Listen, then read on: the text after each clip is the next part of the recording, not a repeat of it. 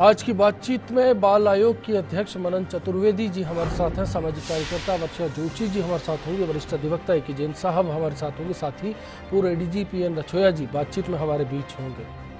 देश के हालात का भी रुख करते हैं और समझने की कोशिश करते हैं कि आज इस बहस की दरकार क्यों है। मासूम बच्चों के साथ देश में बढ़ते यौन अपराधों पर चिंता नई नहीं है, लेकिन जिस कदर इस तरह के अपराधों में हाल के दौर में इजाफा देखने को मिला है, उसके बाद कहीं न कहीं सुप्रीम कोर्ट को भी लगता है कि संसद अब बच्चों से रेप और यौन उत्पीड़न करने वाले दोषियों को सख्त सजा देने के लिए कानून बनाए। सोमवार को सुप्रीम कोर्ट ने कहा कि संसद बच्चा शब्द को फिर से परिभाषित करे और ऐसे लोगों को सख्त दंड देने की व्यवस्था करे जो उनका यौन शोषण करते हैं। जस्टिस दीपक मिश्रा और एन.वी. रमना की पीठ ने सोमवार को हालांकि सरकार को ये निर्देश देने से इनकार कर दिया था कि बच्चों के बलात्कारियों को नपुंसक बनाने की सजा अलग से दी जाए। सुप्रीम कोर्ट एक महिला संगठन की याचिका पर विचार कर रही थी। कोर्ट ने इस पर सुनवाई के लिए अटॉर्नी जनरल को भी बुलवाया था, लेकिन उन्होंने कहा कि कोर्ट दंड देने की व्यवस्था नहीं कर सकता। यह संसद का अधिकार है। कानून में इस समय 16 से नीचे की उम्र की महिला को नाबालिग माना जाता है, लेकिन इन दिनों 2 से लेकर 10 साल तक के बच्चों को यौन हमलों का शिकार होना पड़ रहा है। पीठ ने संगठन से कहा कि हम आपकी भावना समझते हैं, लेकिन कानून भावनाओं और संवेदनाओं पर नहीं बन सकता। उसके पीछे कुछ तर्क होने चाहिए, इसलिए नपुंसक बनाने का आदेश देना सरल नहीं है। सुनवाई के दौरान कोर्ट ने केंद्र सरकार से पूछा कि बच्चों के साथ रेप करने वालों के लिए सख्त दंड का प्रावधान क्यों नहीं किया गया है, जबकि अलगाव में रह रही महिला के साथ पति के रेप करने के यानी 376 बी का प्रावधान है। वहीं ऑफिस में अधिकारी का मातहत महिला कर्मी से रेप करने के बारे में भी प्रावधान है। कोर्ट ने संगठन के यह तर्क ठुकरा दिए कि कई देशों जैसे दक्षिणी कोरिया में बच्चों के रेपिस्टों को नपुंसक बनाने का प्रावधान है। कोर्ट ने कहा कि यह हमारे देश का आदर्श नहीं है। याचिकाकर्ता ने कहा कि यौन अपराधों से बच्चों के संरक्षण का 2012 में लाया गया कानून नाबालिगों को यौन हमलों से बचाने में विफल रहा है। जाहिर है कि मद्रास हाई कोर्ट ने अक्टूबर 2015 को केंद्र सरकार से कहा था कि बच्चों से रेप करने वालों को नपुंसक बनाने पर विचार किया जाए, ताकि नाबालिगों पर यौन हमला करने वालों में डर पैदा किया जा सके। वहीं मद्रास हाई कोर्ट से पहले दिल्ली की एक सेशन जज कामिनी लाल ने 2011 में रेपिस्टों को नपुंसक बनाने और इस पर देशव्यापी बहस करने का सुझाव दिया था। रूस, पोलैंड, दक्षिणी कोरिया, इंडोनेशिया, यूएस, न्यूजीलैंड और अर्जेंटीना में बच्चों से रेप करने वालों को नपुंसक बनाने का प्रावधान है। तो फिर क्या इसे भारत में लागू किया जा सकता है? और क्या सख्त कानून के बाद बच्चों के साथ होने वाले यौनाचार को रोका जा सकेगा, या फिर इस दिशा में कानून से पहले समाज की मदद लेने की जरूरत ज्यादा है? सवाल बचपन से जुड़ा है और सवाल बिग फाइट लाइव में आज यही है कि क्या बच्चों से दुष्कर्म करने वालों को नपुंसक बना देना चाहिए? आपकी राय का इंतजार रहेगा। प्रोग्राम के आखिर में आपकी राय से भी तारुफ किया जाएगा।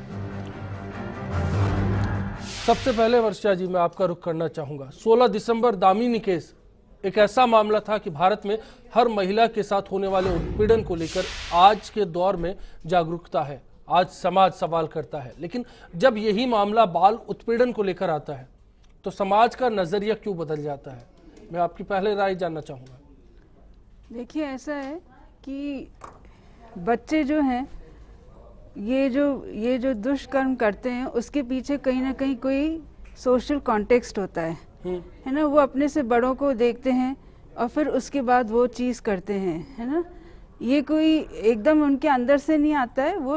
लेकिन अगर बच्चे के साथ ही ऐसा हो रहा हो तब भी ये है कि हमें ठीक है सज़ा देनी चाहिए, मैं इसमें नहीं हूँ, पर हमारे पास जो एग्जिस्टिंग पॉक्सो है जो कि 2012 में आ चुका है, क्या हम उसको नहीं सही कर सकते हैं? क्या हम उस जो हम बोल रहे हैं कि वो विफल हो गया है तो उसको स्ट्रेंथन करने की बात है बनिस्बत कि हम एक और ये चीज़ लेकर के आ जाए, क्योंकि बच्चा जो है उसको आप किस तरीके से देखते हैं, ये उस आप पे सेंसिटिविटी का सवाल आ जाता है।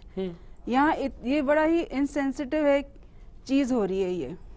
तो मैं ये चाहूँगी कि पॉक्सो जो है उसको हम स्ट्रेंथन करके जो ऑलरेडी एग्जिस्टिंग इंफ्रास्ट्रक्चर है, क्योंकि ये विफल क्यों हो रहा है, क्योंकि लोगों को इसके बारे में न पता है, न पुलिस इस पे कुछ काम करने को तैयार होती है। बाल उत्पीड़न के मामलों को लेकर जानकारियां काफी कम है, आपको ऐसा लगता है शुरुआत में? जी मनन जी, मैं आपका रुख जानना चाहूंगा कि समाज में इस तरह के मामलों में इजाफा हुआ है।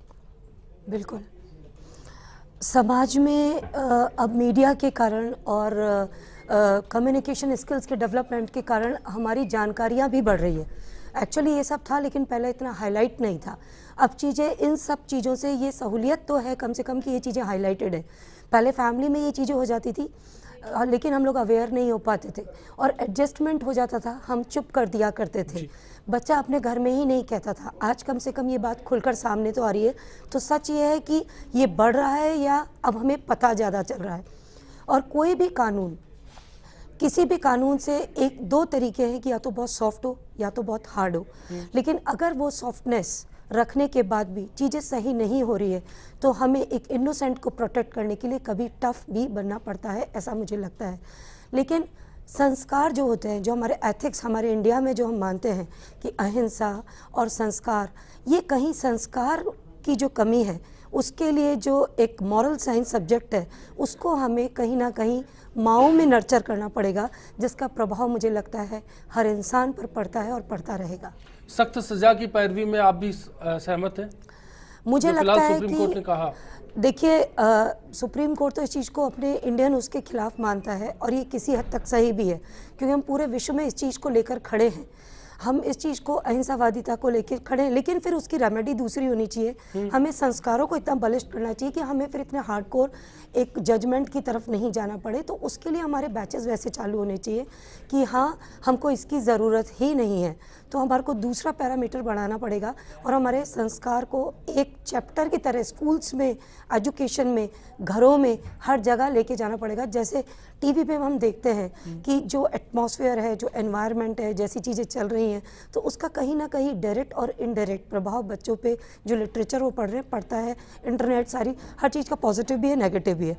तो हमें सज़ा ज़रूरी है, सज़ा देना भी चाहिए। लेकिन दामिनी जैसा केस हमारे सामने होता है तो हम सोचते हैं कि आरोपी जब दोषी सिद्ध हो जाए तो उसे फांसी पर लटका दिया जाए, लेकिन ठीक वही मामला अगर किसी बच्चे के साथ सामने आता है तो फिर सज़ा को लेकर जो नज़रिया है वो हम क्यों सोचते हैं कि सुधार की ज़रूरत है?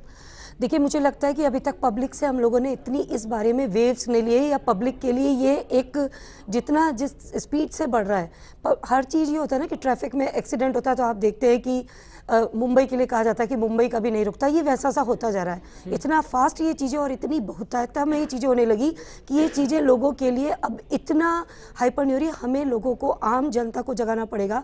हमारे यहाँ पर जो भी प्रजातंत्र है, डेमोक्रेसी है, आम जनता को, समाज को इसमें आगे आना पड़ेगा। It's a question of family, question of our child. ये हम सबकी आइडेंटिटी, हम सबसे जुड़ा हुआ विषय है, हम सबको आगे आना पड़ेगा। रचोया साहब, पुलिस कहाँ तक जिम्मेदार है? देखिए, ये जो विषय है बाल उत्पीड़न का, ये प्रारंभ में भी था, अभी भी है, और संभवतः यदि कोई कार्रवाई नहीं हुई तो ये रहेगा। माननीय सुप्रीम कोर्ट ने फैसला तो दे दिया, एडवाइस भी दे दी, परंतु हो क्या रहा है कि जो रेपिस्ट है, जो बाल उत्पीड़न करता है, उसके केसेस अदालतों में पेंडिंग पड़े रहते हैं। मेरे ख्याल में माननीय अदालत सुप्रीम कोर्ट को ये फैसला देना चाहिए था, ये एडवाइस देनी चाहिए थी कि जहां तो दूसरा स्टेप हुआ ना, उससे पहले पुलिस का जो इन्वेस्टिगेशन लेवल है, जो मामला दर्ज करने वाली स्थिति है, क्योंकि देखते हैं बच्चों के केसेस में मामले या तक पुलिस तक पहुंचते नहीं है, या फिर जब पहुंच जाते हैं तो पुलिस का नजरिया कहीं ना कहीं उतना सख्त नहीं होता। उतना सख्त कानून में हो भी नहीं सकता, क्योंकि क्रिमिनल प्रोसीजर कोड और इंडियन पेनल कोड के हिसाब से पुलिस काम करती है। जो रेपिस्ट यदि किसी भी महिला से बलात्कार करता है उसके लिए भी वही कानून है। जो है बाल उत्पीड़न करता है। मेरा इसमें सवाल पुलिस की एक तो ट्रेनिंग का है, दूसरा सुप्रीम कोर्ट को ये चाहिए था कि डे बाय डे जो ऐसे केस के अंदर सुनवाई हो और फैसला 6 महीने के अंदर उस व्यक्ति के खिलाफ आना चाहिए। केवल मात्र ये कहना कि पार्लियामेंट ये कानून का बना दे, अरे भाई तुम अपना खुद का तो अपना सिस्टम का ना सुधारो। कानून तो रचोया साहब, कत्ल के इसी कत्ल केस में बाकायदा उम्र कैद और हत्या की कना सजा है, फिर भी जो है कत्ल होते हैं। जैन साहब, मैं आपको रुक करूंगा, उससे पहले सीकर का एक वाकया है, उसका जिक्र करना चाहूंगा। 2015 में एक 4 साल की मासूम होती है, परिजनों के नजदीक खेल रही होती है, अचानक गुम हो जाती है और फिर पता लगता है कि किसी ने उससे 2 बार दुष्कर्म किया। परिजनों को हालात का पता लगता है, परिजन उसको लेकर, नजदीक में कार्यक्रम हो रहा है, सांसद वहां मौजूद है, पुलिस वहां मौजूद है, जाते हैं, वाकये को बताते हैं, लेकिन मशवरा मिलता है कि आप अस्पताल चले जाइए। अस्पताल कहता है कि नजदीक के किसी और अस्पताल में देख लीजिए, अभी डॉक्टर मौजूद नहीं है। ऐसे हालात के बीच में ये यौन उत्पीड़न के मामलों को लेकर क्या रुख होना चाहिए? सवाल इसी बात का है। AK जैन साहब, आपकी राय जानना चाहूंगा, क्या सख्त कानून रोक पाएगा कुछ?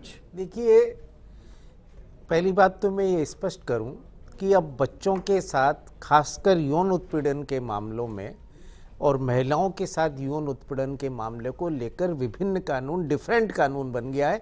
और बच्चों के मामले में 2012 से पॉक्सो एक्ट ला दिया गया है, जो एक बड़ा, जिसे कहते हैं ना, जेंडर न्यूट्रल कानून बनाया गया है, जिसमें गंभीर सजा का प्रावधान किया गया है और माइनर सेक्सुअल असॉल्ट से लेकर पेनिट्रेटिव सेक्सुअल असॉल्ट तक सारे के सारे ऑफेंसेज उसमें कवर किए गए। पर सबसे बड़ी बात यह है जो आपने कही है इसमें, और जो अभी सुप्रीम कोर्ट के सामने मामला था वो भी सेक्सुअल असॉल्ट को लेकर ही था, जहां ये इशू ये था कि इसका जो कैस्ट्रेशन का पनिशमेंट इसमें इंट्रोड्यूस किया जाए या अथवा नहीं किया जाए। परंतु जहां तक सबसे बड़ी बात है कि कानून अभी भी बहुत स्ट्रिक्ट है, काफी कुछ स्ट्रिक्ट। पर एक चीज मैं कहूं कि जो सुप्रीम कोर्ट ने इस रेफरेंस में बात नहीं कही है, सुप्रीम कोर्ट ने ये कहा है कि बच्चे की डेफिनेशन 0 to 18 तक है लॉ के अंदर, एंड जो ऑफेंस गंभीरतम अपराध हैं वो उन छोटे बच्चों के लिए जिनकी उम्र 2 साल से 10 साल के लिए, पर कानून में ऐसा डिस्टिंक्शन नहीं किया गया है कि इस तरह के ऑफेंसेज में ज्यादा सजा दी जाए। क्योंकि अभी तक जो भी अपराध आ रहे हैं वो बॉर्डर लाइन केसेस, 16 से 18 साल तक के स्पेशली बच्चों के साथ वाले ऑफेंसेज ज्यादा आ रहे हैं। जहां तक पुलिस का एटीट्यूड है, पॉक्सो एक्ट में अभी भी प्रोविजन है 6 महीने के अंदर डिस्पोजल का, परंतु स्पेशल कोर्ट्स नहीं बनाई गई हैं। डिस्ट्रिक्ट जजेस जो ऑलरेडी ओवरबर्डन्ड है उनको पावर दे दी गई है। पुलिस का एटीट्यूड, पुलिस का जांच का नजरिया और तरीका आज भी आईपीसी के ऑफेंसेज की तरह है। पॉक्सो एक्ट में जो स्पेशल प्रावधान किए गए हैं, न तो उसके लिए पुलिस ट्रेंड है न उस तरीके से करते हैं।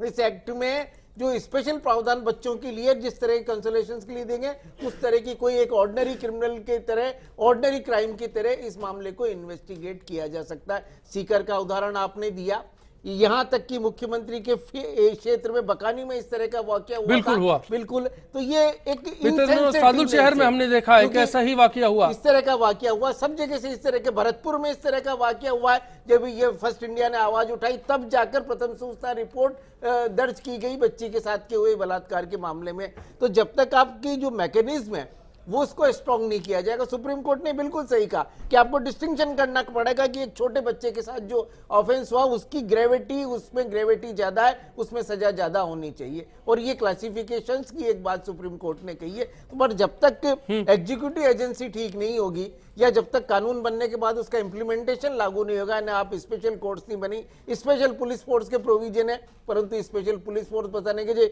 वही आदमी जो डंडा लेकर कम से कम व्यवस्था पर भी उंगलियां अभी यहां पर उठानी होगी। छोटा सा ब्रेक, लौट रहे हैं, बिग फाइट लाइव जारी रहेगा। सवाल बचपन का है और क्या बचपन को बख्शने के लिए सख्त कानून की दरकार है।